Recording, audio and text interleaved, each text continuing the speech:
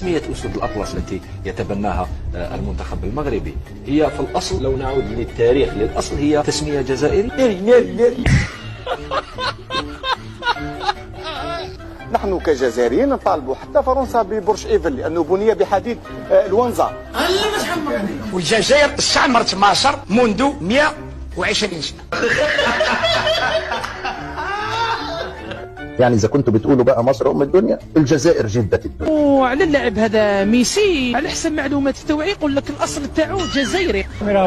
كاميرا واو أنا باشا واو أنا باشا. الصورة تاع البوراق اللي مسميينه حائط المبكى، حائط البوراق، سمعوا ولا ما سمعوش به؟ حائط البوراق بن سيدي بومدين طلع علينا في حي المغاربة، حجرة والحجرة تاعنا. احنا وطنيين عندنا الغيرة، نروح نحرر السور نجيب الحيط. أنت بتهزر يا ابني.